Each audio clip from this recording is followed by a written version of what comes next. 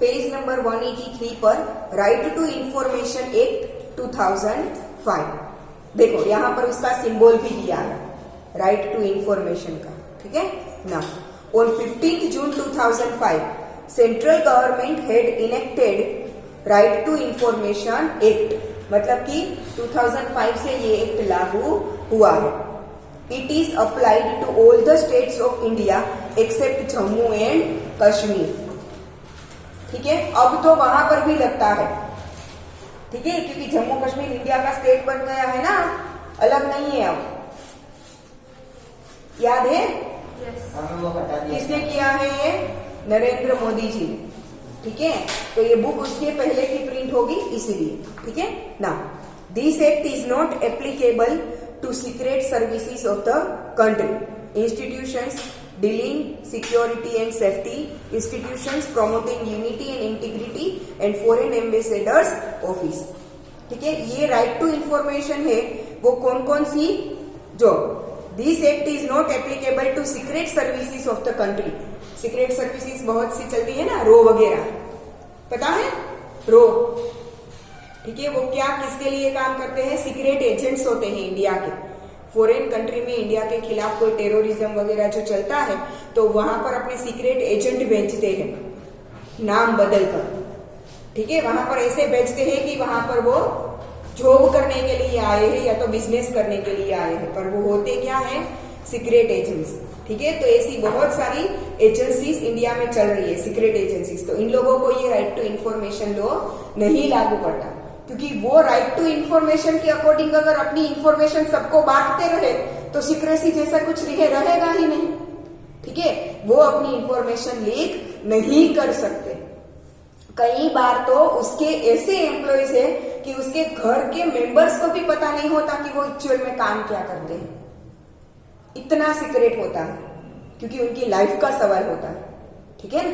Now institutions dealing security and safety, institutions promoting unity and integrity and foreign ambassadors office. On 5th October 2005, according to the above legislative provisions, Gujarat government has implemented the rules regarding Gujarat Right to Information Act 2005. The base of this legislative has been to acquire transparent, clean, simple and quick administrative operations and to seek public cooperation in it, ठीक है। बाकी के जो भी government officials होती है, ठीक है, उस सबकी इंफॉर्मेशन लोगों के पास होनी चाहिए, जिसकी वजह से वो अपना काम इजीली कर सके या तो करवा सके, ठीक है। कहाँ पर जाना है, ठीक है, कौन सी ऑफिस जाकर किस पर्सन से मिलना है, अगर मेरा ये काम है तो मुझे कहाँ पे जाकर किससे मिलना है, ठीक है। ये सब कुछ इंफॉर्मेशन उनके पास होनी चाहिए ताकि वो अपना काम जल्दी से कर सके और करवा भी सके, वरना तो बेचारे यहाँ से एक ऑफिस से दूसरे ऑफिस, एक पर्सन से दूसरे पर्सन घूमते रहेंगे, ठीक है। Now according to the provision of this legislative and any citizen may approach higher official of the department and ask questions to get proper information about his pending work or implementation of schemes or for success or status of public oriented work, ठीक है। Higher officials मतलब government employees के पास जाकर आप inquiry कर सकते हो। अगर अपना कोई पर्सनल काम है जो नहीं हुआ है तो जाकर इंक्वायरी कर सकते हो कि वो कब खत्म होगा, या तो कोई पब्लिक वर्क हो रहा है उसके लिए भी आप पूछ सकते हो, ये आपका राइट है। This is known as right to information. Now how to obtain information, किसी के पास से इंफॉर्मेशन लेनी कैसे है? As per this right applicant has to pay fixed fee, presently ₹20, in cash or postal order or pay order or non-judicial stamp along with application format in order to get information, ठीक है। हाँ, अपना कोई personal काम है, कहाँ तक पहुंचा है, ये सब कुछ पूछने के लिए आपको पैसे पे नहीं करने पड़ते, ठीक है। पर गवर्नमेंट काम कैसे करती है, क्या होता है, ये अगर थोड़ी डिटेल इंफॉर्मेशन आपको, जो कि एवरी सिटीजन को नहीं मिल सकती, ठीक है, वो अगर आपको चाहिए तो सिर्फ ₹20 उसकी फीस है। दिस एप्लीकेशन में बी सेल्फ साइन, टाइप्ड और in the form of email to the concert department. ठीक है, आपको उसके लिए अप्लाई करना पड़ेगा, 20 रुपीज पे करने पड़ेंगे, उसके बाद आपको सारी इंफॉर्मेशन मिलेगी। Person from the family included in the BPL list does not have to pay any fee और चेंज फॉर कॉपी। ठीक है, अलग अलग जो राशनिंग की शॉप होती है ना, वहां पर रेशन कार्ड लेकर लोग सामान खरीदने जाते हैं, तो उसमें 2 तरह के कार्ड होते हैं, बीपीएल एंड एपीएल। बीपीएल वाले कार्ड के लोग ऐसा होता है कि जिसमें और भी ज्यादा कम दाम में ज्यादा चीजें मिलेगी एपीएल की कंपैरिजन में। तो ये बीपीएल कार्ड जिसकी फैमिली के पास होता है ना, उन लोगों को ये फीस भी नहीं पे करनी पड़ती। There is no need to mention why information has been asked for. आपको वो इंफॉर्मेशन क्यों चाहिए, वो अगर आप नहीं बताओगे तो भी चलेगा। ठीक है, Concerned Assistant Public Information Officer, that is APIO, gives a copy of receipt of the received application to the applicant after putting serial number, that is ID number in the application. आप एक बार money पे कर दो 20 rupees और application दे दो, तो उसकी एक कॉपी आपको वो देगा, ताकि आपके पास भी रहे कि देखो मैंने ये दिया था, वरना तो वो लोग मना कर देंगे कि आपने तो नहीं दिया था। ठीक है ना, after that whatever correspondence has to be made regarding application ID number was to be mentioned in that. ठीक है, फिर उसके अकॉर्डिंग वहां पर काम होगा। ठीक है, APIO will give direction within 30 days of accepting application for acquiring information. ठीक है, 30 डेज के अंदर आपको ये इंफॉर्मेशन मिल जाएगी। If any copy is demanded by the applicant then it could be obtained by paying fixed fee और charge decided according to the legislative. AIPO may refuse to give information as per legislative. अगर कोई ऐसी information है कि जो leak नहीं की जा सकती, तो उसके लिए वो लोग मना भी कर सकते हैं। If the required information affects the sovereignty of the country or influences national interest or security or is related to secret issues or leads to contempt of court or is in connection with scientific secrets or promotes crime, then ठीक है, ऐसी कोई information हो कि जो बहुत ज्यादा secret है या तो सेंसिटिव है कि जो लीक होगा तो कंट्री को अफेक्ट करेगा। ठीक है, तो ऐसी इंफॉर्मेशन है वो लोग मना करें तो नहीं दे सकते। ठीक है, प्रोविजंस फॉर अपील, आप कैसे अप्लाई कर सकते हो इंफॉर्मेशन के लिए। If the concerned department does not extract the information within 30 days or refuses to give information, then offended applicant may appeal to Public Information Officer PIO within 30 days of rejection. ठीक है, अगर कोई आपको किसी चीज की इंफॉर्मेशन देने के लिए मना कर दे 30 दिन के अंदर, ठीक है, और अगर या तो 30 दिन में आपको इंफॉर्मेशन ना मिले, तो आप PIO that is public information officer को 30 डेज के अंदर आप इंस्ट्रक्ट कर सकते हो, मतलब कि उन्हें क्या कर सकते हो, अप्लाई कर सकते हो कि मुझे ये इंफॉर्मेशन नहीं मिल रही है। हाँ, बट अगर वो रीजन के साथ बोले कि ये सीक्रेट सर्विसेज के रिलेटेड है या तो ऐसी इंफॉर्मेशन है कि जो कंट्री को अफेक्ट कर सकती है, तो फिर उसमें कोई कुछ नहीं कर सकता, वो इंफॉर्मेशन तो उन्हें मिल ही नहीं सकती। ठीक है, for this applicant does not have stipulated to pay any fee. ये एप्लीकेशन मतलब कि आपने अप्लाई किया था कि मुझे ये इंफॉर्मेशन चाहिए और आपको नहीं मिली, फिर आप PIO में जाकर फिर से अप्लाई करते हो कि इन्होंने मेरी एप्लीकेशन रिजेक्ट कर दी है, फिर उस एप्लीकेशन के लिए आपको कोई फी पेमेंट नहीं करना पड़ता। If within the stipulated time period the decision of the first appeal does not come or the applicant is refused to be given required information, the offended applicant may make a second appeal to state's chief information officer within 90 days. और वहां पर भी अगर आपकी application का आपको कुछ जवाब नहीं मिला, तो 90 डेज के अंदर आप स्टेट्स चीफ इंफॉर्मेशन ऑफिसर को अप्लाई कर सकते हो। Now provisions for fine. If any information officer refuses to give information without giving reasonable grounds or hides information with ill intention or intentionally gives improper or incorrect, misleading information or destroys information, The concerned information officer is fined fixed charges per day for delay in providing information. अगर कोई भी officer आपको गलत information देता है या तो information देने के लिए मना कर देता है, ठीक है, तो फिर उनके खिलाफ भी एक्शंस लिए जाएंगे. For any query, special information guidance related to use of Right to Information Act, first time in the country, helpline number 9924085000 has been started, which helps us all the days in working hours except public holidays. आप इस पर call करके भी information ले सकते हैं और सिर्फ पब्लिक हॉलीडेज के दिन वो बंद रहेगा. वर्किंग आवर्स में होगा, 24 आवर्स खुला नहीं होता. In addition to this, civil right letter has been declared, due to which a deadline is fixed for the solution in the concerned offices, with the help of which status of the application may be inquired.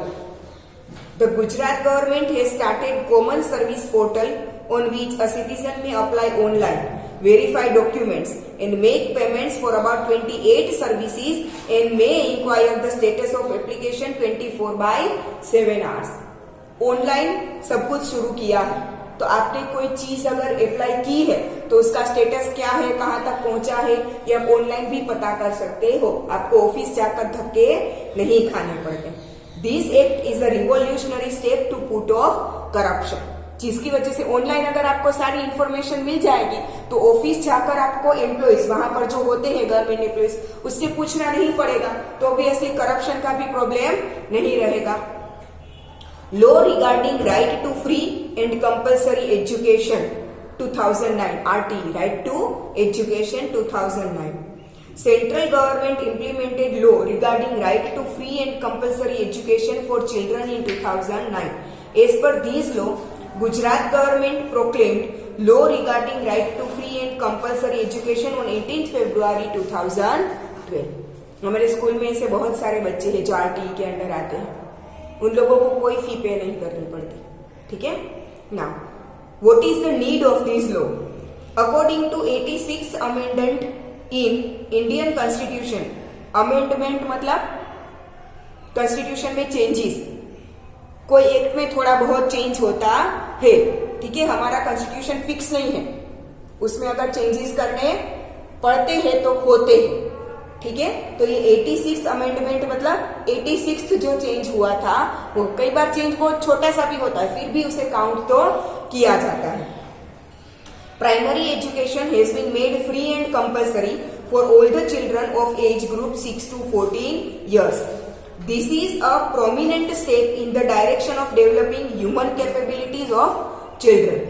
With the objective of physical, mental and all around development of children, necessary educational opportunities have been created and which also meet the demand of qualitative primary education.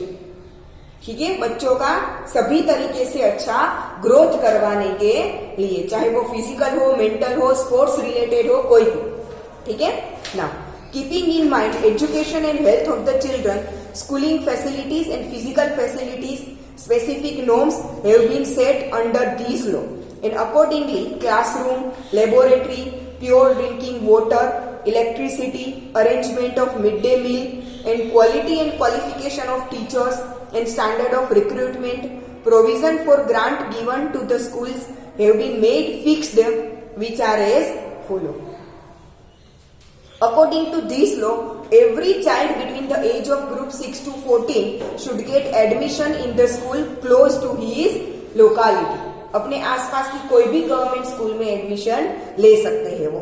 Children who do not have birth certificate as age proof cannot be refused admission in the school by anybody. कई बार ऐसा होता है, ठीक है, जो झोपड़े बांध कर रहते हैं, उनके पास बच्चों का बर्थ सर्टिफिकेट कहाँ से होगा, बर्थ डेट भी नहीं पता होती. ठीक है. तो अगर ऐसा बर्थ सर्टिफिकेट ना हो तो उसके अकॉर्डिंग उन्हें स्कूल में एडमिशन के लिए मना नहीं कर सकते. Although the child may have attained 14 years of age, if he has not completed primary education, in such cases it could be imparted free education. अगर 14 years से ज्यादा की एज है, ठीक है, और प्राइमरी एजुकेशन नहीं मिला है और वो एजुकेशन लेना चाहता है तो उसे भी फ्री में मिलेगा. ठीक है, मतलब कोई भी एज हो प्राइमरी एजुकेशन तो फ्री मिलेगा। At the time of admission, the age of the child should be 6 years, and if he does not have birth certificate, then hospital records, age-related affidavit of parents should be taken as age proof for admission. अगर birth certificate वगैरह ना हो, ठीक है, तो hospital के records तो होते हैं ना कि कौन सी डेट पर उसका बर्थ हुआ था, तो उसी एज प्रूफ लेकर एडमिशन दिया जाता है। All the students should be given admission without discrimination. Any kind of fees like capitation fees या तो admission fees or any other types of deposit cannot be taken. At the time of admission, interviews of children or parents should not be taken. Government school में, हाँ, क्योंकि वहीं पे तो free होता है ना। Now, admission should not be given on the basis of income or educational qualification or capabilities of parents. Any kind of admission test of parents should not be taken. For the education of children of age 3 to 5 years, a revolutionary step has been taken for the first time by taking nursery under the law and making rules for special training of preschool teachers, their courses, curriculum and evaluation. पहले क्या था, 4 साल के बच्चों को भी first standard में admission मिल जाता था। अब क्या है कि अगर 6 इयर्स की एज ना हो तब तक स्कूल लेवल पर एडमिशन नहीं मिलेगा, इसीलिए तो नर्सरी वगैरह बनाया गया है। ठीक है, 4 ईयर के हैं उन्हें जूनियर केजी में एडमिशन मिल सकता है। 4 इयर्स के बच्चों को जूनियर केजी में एडमिशन मिल सकता है। 2 साल वो जूनियर और सीनियर केजी करेंगे, फिर 6 ईयर की एज में वो फर्स्ट स्टैंडर्ड में आ जाएंगे। ठीक है, हाँ, जूनियर केजी में 4 ईयर की एज से मिलता है। ठीक है, पर फर्स्ट स्टैंडर्ड में तो क्योंकि जूनियर सीनियर केजी वो प्राइमरी में नहीं आता, प्री प्राइमरी में आता है। ठीक है, तो फर्स्ट स्टैंडर्ड में एडमिशन तो तभी मिलेगा जब वो बच्चा 6 ईयर का हो जाए तब।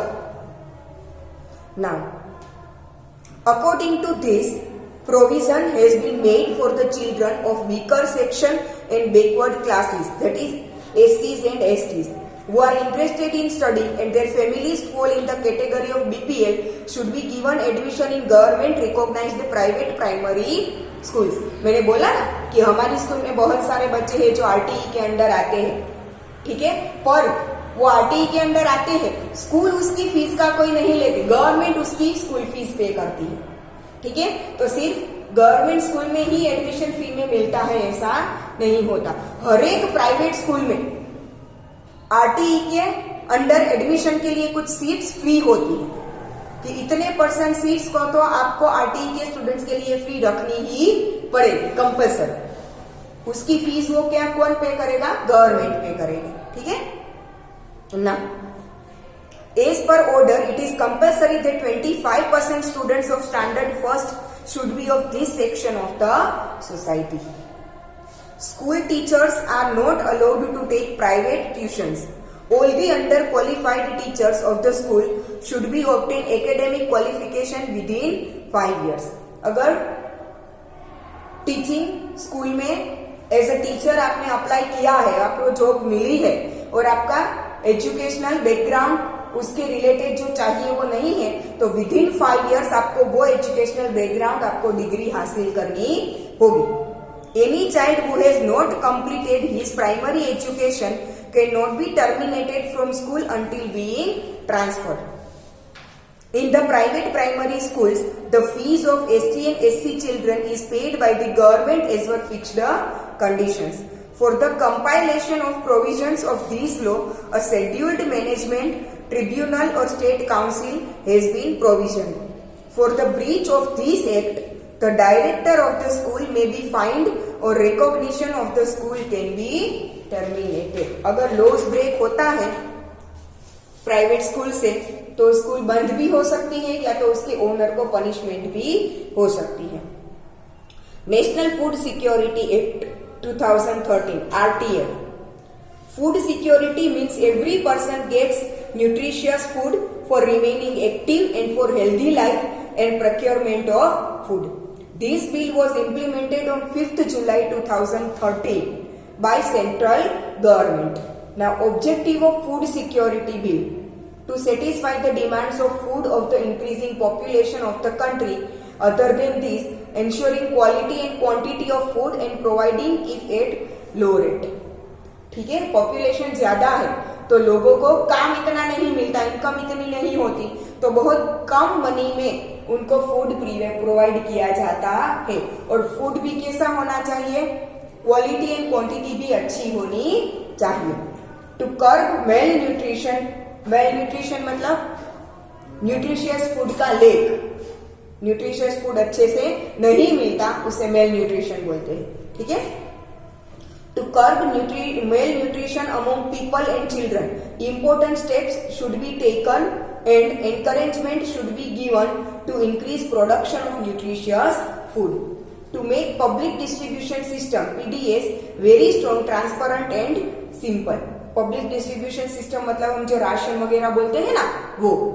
ठीक है, to provide food security to the families those who are in the top order of Antyodaya Yojana of BPL list and to stipulate nutritious food in proper quantity and at concessional rate. Antyodaya Yojana मैंने अभी बोला था ना कि BPL और APL card होते हैं, तो BPL कार्ड वालों को बहुत ज्यादा चीजें फ्री में मतलब कम दाम में मिलती है कंपेयर टू APL। और उसमें भी फिर जो अंत्योदय योजना वाले होते हैं ना उन्हें तो और भी लो रेट में मिलता है।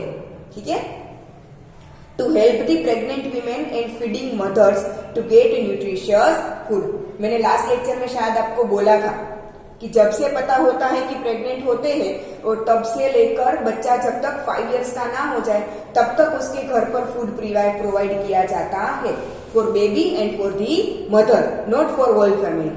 ठीक है, now some legislative provisions according to this act and Maa Annapurna योजना to the needy, middle class poor families of urban and rural areas are provided grain at subsidized rate, बहुत कम रेट में मिलता है।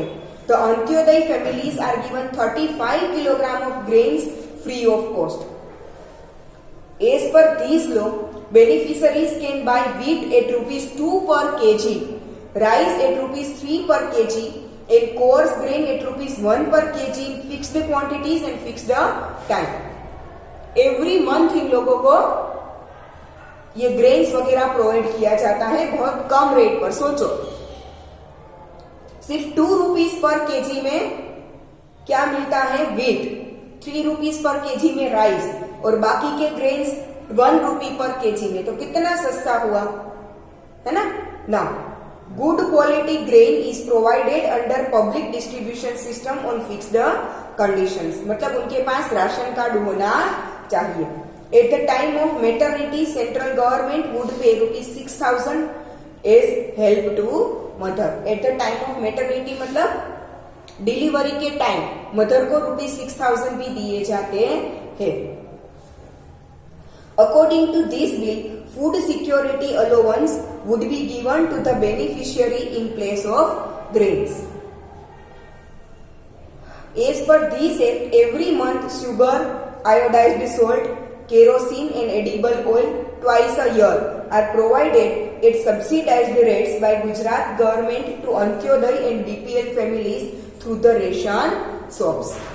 State governments would update list of rich, that is leading families, and improve upon and list of these families on the name of women in family will be publicly displayed in Gram Panchayat, Gram Sabha, Board Sabha, E-Gram or fair price shops or office of executive magistrate website of supply department. अगर BPL card में ऐसे लोग आते हैं कि जिसकी family income अच्छी है फिर भी BPL में रहते हैं तो उन लोगों का नाम वहां से हटा देना चाहिए। और ये सारा लिस्ट गवर्नमेंट की हर एक ऑफिस के पास होना चाहिए। अगर विलेज है तो वहां की ग्राम पंचायत के पास होना चाहिए, सिटीज है तो वहां पर उनकी म्यूनिसिपल कॉर्पोरेशन के पास होना चाहिए, ताकि वो दूसरे लोगों का फायदा अपने में ना ले सके। ठीक है, now steps like biometric identity, epic card, bar code, अब क्या हो गया है पता है आपको, BPL APL कार्ड वालों को भी मिलता है। BPL कार्ड वालों को बहुत कम रेट में मिलता है, तो एपीएल कार्ड वालों को भी मिलता है। रेगुलर जो शॉप में प्राइस होती है उससे बहुत कम रेट में मिलता है उनको भी, ठीक है। पर रेशन कार्ड से आप कोई चीज, ये पब्लिक डिस्ट्रीब्यूशन सिस्टम, ठीक है, वो शॉप पर अगर आप लेने जाते हो राशन कार्ड से, तो उसके लिए आपको बायोमेट्रिक देना पड़ेगा। मतलब कि वो लोग आपकी थंब प्रिंट लेते हैं, उसके ऊपर से आपका कार्ड नंबर वेरीफाई किया जाएगा, ठीक है, ताकि कोई झूठा कार्ड बनाकर वहां पर लेके ना जाए, ठीक है। Now under this bill, biometric, EPIC card, barcode, ration card और food coupons and taking image with web camera have been started to improve and strengthen public distribution system in order to make distribution system corruption free. Under this bill, पहले क्या होता था कि ration card, मतलब ये public distribution system, ration की shop जो चलाते थे ना, वो लोग क्या करते थे, पहले ऐसी बायोमेट्रिक वाली कोई नहीं था। राशन कार्ड लेके गए, उसमें लिख दिया कि ये मंथ के इतने केजी वीट दिया है, इतने केजी राइस दिया है, इतने केजी शुगर दी है, सिर्फ लिख दिया और वो लोग लेकर चले जाते थे, ठीक है। तो कई बार ऐसा होता था कि बहुत सारे राशन कार्ड उसके शॉप के अंदर होते हैं, आते हैं कि इस एरिया के इतने फैमिलीज के राशन कार्ड इस शॉप के अंदर आएंगे, तो वो लोग वहीं से उसी शॉप से खरीद सकते हैं, दूसरी शॉप से नहीं, ठीक है। तो क्या करते थे कि अगर मानो कि मेरी फैमिली है और वहां पर लेने नहीं गई, तो इस मंथ गवर्नमेंट तो भेजती ही है वीट वगैरह, ठीक है, और मेरी फैमिली लेने नहीं गई, तो मेरी फैमिली के हिस्से का जो उसके पास आया था ना, वो लोग ब्लैक में बेच देते हैं। तो ये ना हो, उसके लिए ये बायोमेट्रिक वगैरह रखा गया है कि जो फैमिली बायोमेट्रिक करवाने के लिए नहीं आई, उस फैमिली ने उस मंथ का राशन लिया नहीं है, तो वो राशन शॉपकीपर के पास होगा, ठीक है। तो नेक्स्ट मंथ उतना कम भेजेंगे, ठीक है, ताकि ब्लैक ना हो वो, ठीक है, फायदा ना उठा सके, करप्शन ना हो सके, ठीक है। Under this bill, internal complaint preventive mechanism has to be set up with a view to removal of complaints. Nodal officer has to be appointed for regulation and control of grain distribution system. ठीक है, अगर फिर भी लगे कि यहाँ पर corruption हो रहा है, तो नोडल ऑफिसर है, वो इन्वेस्टिगेशन कर वो शॉपकीपर को पनिश भी कर सकते हैं। For the purpose of complaining, राज्य अन्न आयोग to be set up in state and food commissioner has to be appointed. Thus, under various provisions of National Food Safety Act, as per Ma Annapurna Yojana, approximately 3.82 crore needy citizens are provided grain at consolation rate. Such type of welfare schemes have been implemented by the state government. ठीक है, तो book का ये chapter खत्म, और अब ये जो सप्लीमेंट्री आप लोगे, ठीक है, उसमें से हम नेक्स्ट लेक्चर में देखेंगे, ठीक है।